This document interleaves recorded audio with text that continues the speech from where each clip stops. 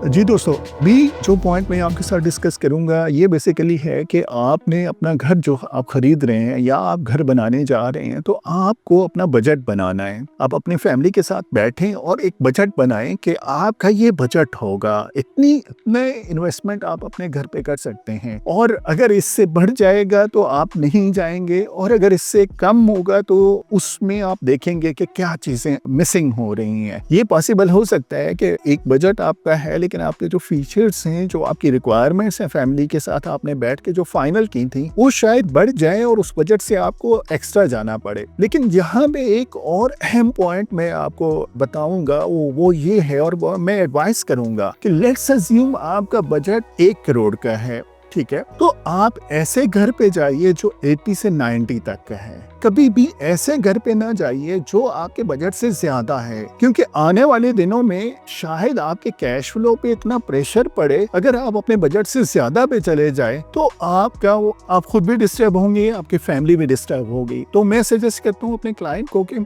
आपने एक बजट बना लिया तो उस बजट में रहते हुए आपने प्रोसीड करना है, उससे कोशिश करें उससे थोड़ा सा कम में कोई अगर प्रॉपर्टी आ रही है तो उसमें चले जाएं और आहिस्ता आहिस्ता फ्यूचर में जैसे जैसे आपका कैश फ्लो अलाउ करेगा तो आप उसमें एडिशन कर सकते हैं। मसलन मैं आपको एग्जांपल देता हूँ, एक फैमिली है, उनका बजट है 5 मरले का घर और 5 मरले का घर का उनका बजट सिंगल पोर्शन का है। तो उन्होंने डिसाइड कर लिया कि मेरा जो बजट है वो 5 मरले का है और सिंगल स्टोरी का है। तो उस पे उन्होंने सारी चीजें नोट कर ली कि मेरे पास लोकेशन ऐसी होनी चाहिए, साइज उन्होंने डिसाइड कर लिया, उन्होंने फीचर्स डिसाइड कर लिए। अब वो उस लोकेशन पे जो उन्होंने शॉर्ट लिस्ट की वहां पे देखते हैं और सिंगल स्टोरी घर फाइंड आउट करते हैं। अब अगर वो उन्हें घर कोई ऐसा घर मिल रहा है जो डबल स्टोरी है तो डेफिनेटली वो तो उनके बजट से बढ़ जाएगा। लेकिन कहीं थोड़ा सा भी फर्क आ रहा है, अराउंड 20-30% का फर्क आ रहा है और वो महसूस कर रहे हैं कि उन पे वो बर्डन होगा, तो नहीं प्रोसीड करना चाहिए। हमने कई ऐसे लोगों को देखा जिन्होंने इंस्टॉलमेंट पे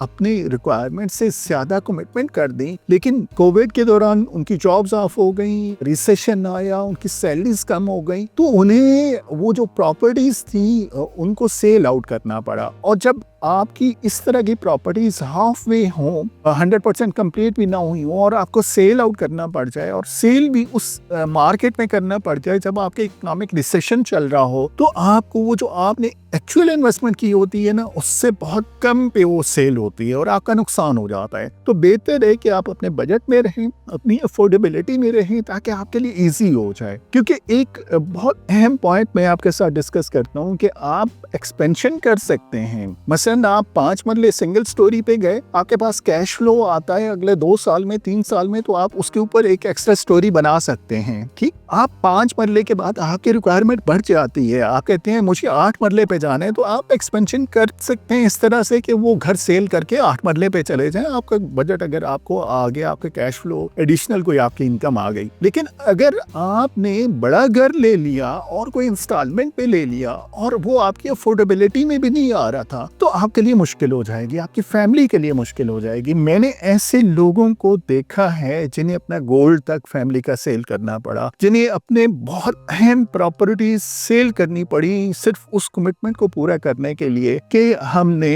अपनी अफोर्डेबिलिटी से ज्यादा एक इंस्टॉलमेंट पे प्रॉपर्टी ले ली थी। या फिर ऐसे लोगों को बहुत डिस्टर्ब देखा है और अपनी प्रॉपर्टीज को नुकसान में सेल करते देखा है जिन्होंने अपनी अफोर्डेबिलिटी से ज्यादा प्रॉपर्टी ले ली थी। तो ये एक कंसेप्ट आपने ज़हन में रखना है कि आपने बजट बनाना है घर का, और बजट के बाद आपने अपनी अफोर्डेबिलिटी का एनालिसिस करना है कि आपकी अफोर्डेबिलिटी कितनी है। तो आपने बिलो द मीन्स रहना है, अपने जो बजट है उससे कम पे जाना है। अगर 1 करोड़ का बजट है तो 80 लाख पे चले जाएं, 90 लाख पे चले जाएं, लेकिन आप एक 20 पे, एक 30 पे, एक 40 पे कभी भी ना जाएं। तो ये था मेरा आज का पॉइंट कि आपने 2 चीज़ें बहुत अहम देखनी हैं जब आप फर्स्ट टाइम प्रॉपर्टी लेने जा रहे हैं, अपना घर लेने जा रहे हैं, कि बजट बना लें और बजट के बाद अपनी अफोर्डेबिलिटी का एनालिसिस कर लें। Thank you.